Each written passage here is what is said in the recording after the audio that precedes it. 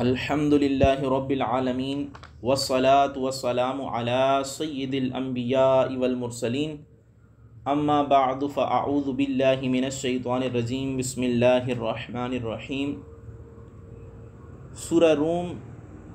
کی آیت نمبر 21 میں اللہ تعالیٰ ارشاد فرماتا ہے اعوذ باللہ من الشیطان الرجیم بسم اللہ الرحمن الرحیم ومن آیاته ان خلق لكم من انفسكم ازواجا لتسكنوا الیہا وجعل بینکم مودة ورحمة ان فی ذلک لآیات لقوم یتفکرون۔ اللہ تعالیٰ ارشاد فرماتا ہے اور اس کی نشانیوں سے ہے کہ اس نے تمہارے لیے تمہاری ہی جنس سے جوڑے بنائے تاکہ تم ان کی طرف آرام پاؤ اور تمہارے درمیان محبت اور رحمت رکھی، بے شک اس میں غور و فکر کرنے والوں کے لیے نشانیاں ہیں۔ اللہ تعالیٰ نے اس آیت میں ارشاد فرمایا کہ اللہ تعالیٰ کی قدرت کی نشانیوں میں سے ایک یہ ہے کہ اللہ تعالیٰ نے تمہارے لیے تمہاری ہی جنس سے عورتیں بنائیں جو شرعی نکاح کے بعد تمہاری بیویاں بنتی ہیں تاکہ تم ان سے سکون حاصل کرو۔ اور اگر اللہ تعالیٰ حضرت سیدنا آدم علیہ نبینا علیہ الصلاۃ والسلام کی اولاد میں صرف مرد پیدا فرماتا اور عورتوں کو ان کے علاوہ کسی دوسری جنس جیسے جنات یا حیوانات سے پیدا فرماتا تو مردوں کو عورتوں سے سکون حاصل نہ ہوتا بلکہ ان میں نفرت پیدا ہوتی، کیونکہ دو مختلف جنسوں کے افراد میں ایک دوسرے کی طرف میلان نہیں ہوتا، محبت نہیں ہوتی اور وہ ایک دوسرے سے سکون حاصل نہیں کر سکتے۔ پھر انسانوں پر اللہ تعالیٰ کی یہ کمال رحمت ہے کہ مردوں کے لیے ان کی جنس سے عورتیں بنانے کے ساتھ ساتھ شوہر اور بیوی کے درمیان محبت اور رحمت رکھی کہ پہلے کسی معرفت اور کسی قرابت کے بغیر ایک دوسرے کے ساتھ محبت اور ہمدردی ہو جائے۔ اب غور کرنا چاہیے، زندگی کی شاہراہ بڑی ہی کٹھن ہے، قدم قدم پر رکاوٹیں ہیں، ہجوم مصائب ہیں، غموں کے اندھیرے ہیں، ناکامیوں کے چرکے اور مایوسیوں کی وحشتیں ہیں۔ اس کے باوجود حکم یہ ہے کہ اپنے خالق کو پہچانو، اس کی مخلوق پر بھی ابر رحمت بن کر برسو۔ کارے دریا میں تختہ بند بھی کر دیا گیا ہے اور دامن ترمکن ہوشیار باش کا فرمان واجب الاذعان بھی سنا دیا گیا ہے۔ کسی شاعر نے کیا خوب کہا ہے، یہ طویل سفر یہ نشیب و فراز، یہ طویل سفر یہ نشیب و فراز، مسافر کہاں تک سنبھلتا رہے۔ لیکن اس کریم رب نے انسان کے شکستہ حوصلوں کو بلند رکھنے کے لیے، اس کے ڈگمگاتے قدموں کو ثبات بخشنے کے لیے، آلام و مصائب کے بوجھ کو ہلکا کرنے کے لیے اسی کی جنس سے بیوی کی صورت میں اسے ایک رفیق سفر بھی عطا کر دیا ہے۔ جنسی یگانگت کے علاوہ دونوں کے دلوں کو محبت اور رحمت کے پاکیزہ اور پختہ تعلقات سے جوڑ دیا ہے۔ یہ سنگت صرف ان دونوں تک محدود نہیں، جب صحت و شباب کا آفتاب چمک رہا ہو، جب حالات سازگار ہوں اور بخت بیدار ہو، بلکہ محبت اور پیار اور شفقت و ہمدردی کا یہ رشتہ کسی صورت میں بھی نہیں ٹوٹتا۔ غموں کے اندھیرے جیسے جیسے گہرے ہوتے جاتے ہیں، محبت کی یہ شمع زیادہ نور افشانی کرنے لگتی ہے۔ جب حالات ناسازگار ہوں، اس کی رفاقت میں مزید پختگی آ جاتی ہے۔ نیز اس کی تخلیق اس طرح کی گئی ہے کہ دونوں ایک دوسرے کے بغیر ادھورے ہیں۔ دونوں کی حسرتوں، آرزوؤں، امنگوں اور خوشیوں کی تکمیل کا راز ایک دوسرے سے وابستہ رہنے میں ہے۔ خود سوچیں، اگر محبت کا چراغ زندگی کی اس کھٹن راہ کو روشن نہ کرتا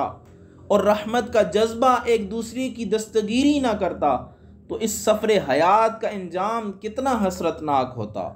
تو ہزار جان قربان اس خالق کریم پر کہ جس نے مرد کی جنس عورت کو پیدا کیا، پھر انہیں محبت اور رحمت کے رشتوں میں یوں پرو دیا کہ علیحدگی کا تصور تک پریشان کر دیتا ہے۔ میاں بیوی کے تعلقات پر انسان جتنا غور کرے،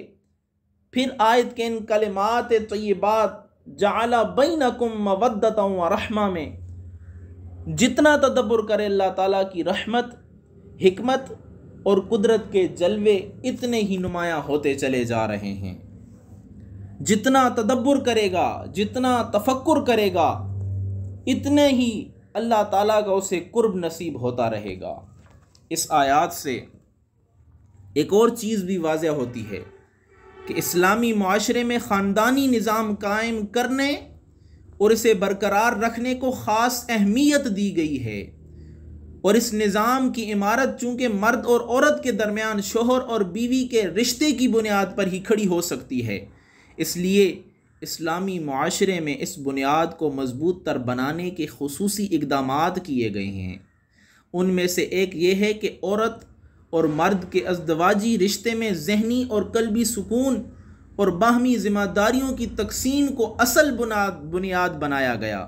اور ازدواجی تعلقات قائم کرنے کو ذہنی سکون حاصل کرنے کا ایک ذریعہ ہونے کی حیثیت دی گئی۔ جب شوہر کو اپنی بیوی سے ذہنی سکون ملے گا تو ان کی باہمی زندگی پرسکون ہوگی، اور جب میاں بیوی ایک دوسرے کے لیے اطمینان و سکون کا ذریعہ ہوں گے تو ان سے بننے والا خاندان بھی خوشیوں بھرا ہوگا، اور جب ہر خاندان اس دولت سے مالا مال ہوگا تو معاشرہ خود ہی امن و سکون کا گہوارہ بن جائے گا۔ یہاں ہر صاحب عقل آدمی اس بات کا مشاہدہ کر سکتا ہے کہ معاشرے میں جہاں اسلامی تعلیمات پر عمل ہوتا ہے وہاں سکون اور چین نظر آتا ہے، اور جہاں عمل نہیں ہوتا وہاں بے چینی اور بے اطمینانی پیدا ہو جاتی ہے۔ چنانچہ اسلامی معاشرے کے مقابلے میں جب مغربی معاشرے پر نظر ڈالی جائے تو اس میں بسنے والے ذہنی سکون کی دولت سے محروم نظر آتے ہیں۔ اس کی وجہ یہ نہیں کہ ان کے دنیاوی علوم اور فنون اور ٹیکنالوجی کی ترقی میں کوئی کمی باقی ہے جس کی بنا پر وہ بے سکون ہیں یا بے چین ہیں، یا ان کے پاس مال و دولت کی کمی ہے جس کی وجہ سے وہ معاشی پریشانیوں کا شکار ہو کر ذہنی سکون سے محروم ہیں، بلکہ تمام تر ترقی، دولت، آسائشوں اور سہولتوں کی بہتات ہونے کے باوجود مغربی معاشرے میں بسنے والوں کی ذہنی سکون سے محروم ہونے کی بنیادی وجہ یہی ہے کہ انہوں نے صرف جنسی تسکین اور شہوت کی آسودگی کو بنیاد بنایا، جس کے لیے انہوں نے عورت کو بے راہ روی کی آزادی دے دی اور مرد کو یہ اختیار دے دیا کہ وہ کسی بھی عورت کے ساتھ اس کی رضامندی سے جنسی تعلقات قائم کر لے۔ جب مغربی معاشرے میں ذہنی سکون کے بجائے جنسی تسکین کو بنیاد بنایا گیا اور عورت کی حیثیت محض جنسی تسکین کا آلہ ہونے کی رکھی گئی تو اس کا نتیجہ یہ ہوا کہ اس معاشرے میں عورتیں، کنواری لڑکیاں اور بچیوں کا ناجائز بچوں کی مائیں بننا عام ہو گیا۔ حرام نطفے سے بچوں کی پیدائش اور انہیں قتل کر دیے جانے کی وارداتوں میں خطرناک حد تک اضافہ ہوا، طلاقوں کی شرح بہت بڑھ گئی، خاندانی نظام تباہ ہو کر رہ گیا، نفسیاتی اور ذہنی امراض میں مبتلا افراد کی تعداد بڑھنا شروع ہو گئی، اور آج یہ حال ہے کہ ذہنی اور نفسیاتی امراض کے ہسپتال سب سے زیادہ وہاں ہیں۔ ذہنی مریضوں اور دماغی سکون کی دوائیں کھانے والے سب سے زیادہ مغرب معاشرے میں پائے جاتے ہیں، اور پاگل خانوں کی زیادہ تعداد بھی وہیں پر ہے۔ لہٰذا مسلمانوں کو چاہیے مغربی معاشرے کی اندھی پیروی کر کے اپنا ذہنی سکون اور خاندانی نظام تباہی کے دہانے پر لانے کے بجائے ان کے حالات سے عبرت حاصل کریں اور اسلامی معاشرے کے اصول و قوانین پر عمل پیرا ہو کر ذہنی سکون حاصل کریں۔ اور خاندانی نظام کو تباہ کرنے سے بچانے کی بھرپور کوشش کریں۔